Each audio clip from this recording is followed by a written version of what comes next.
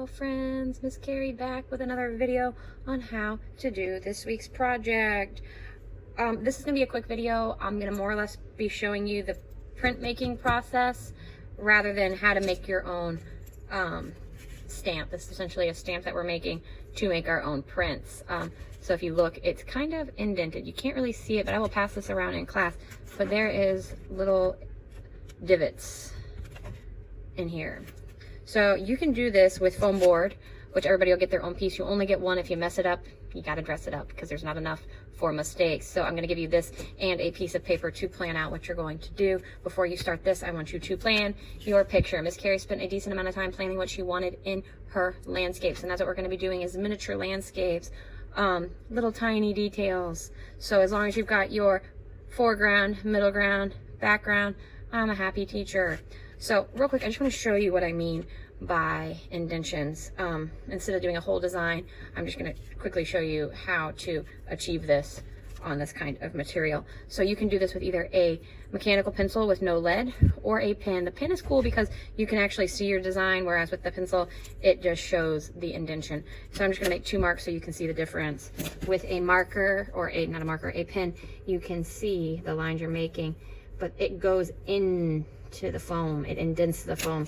Same thing with the pencil. You can't see the marks you're making. Well, you kind of can. I guess my lead's not fully retracted, but you are able to indent that space.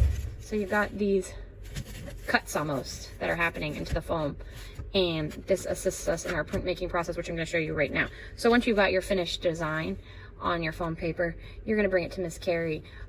This is going to be a process because I'm going to actually do the printing for you. You're just going to make the actual object we are printing from.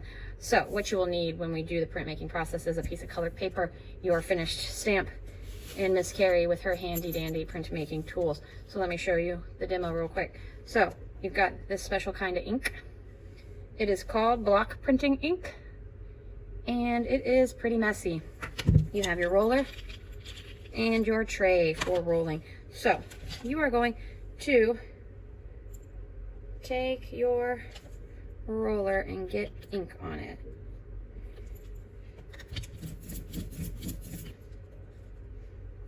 And this part, it takes a minute, so just bear with me. I will speed up the video.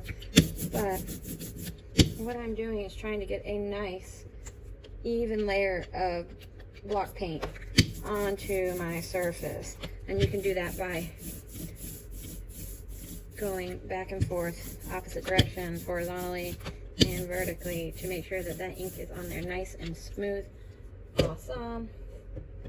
Like I said, it's very messy, which is why Miss Carrie is going to do this part, because otherwise you will all be covered in ink. So once you've done that, you're going to take your print, you're going to face it face down, and you're going to rub.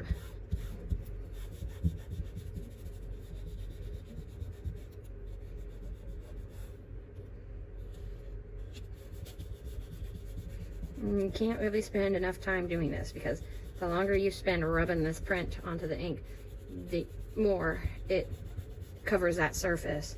So once you feel like you've gotten the ink distributed, you will have your little print, and you can get the tray out of the way and get your colored paper ready. And you're going to put it somewhere in the center, flat down, and same thing. Rub, rub, rub. Try not to move it once you set it down, otherwise your print won't look the way you want it to.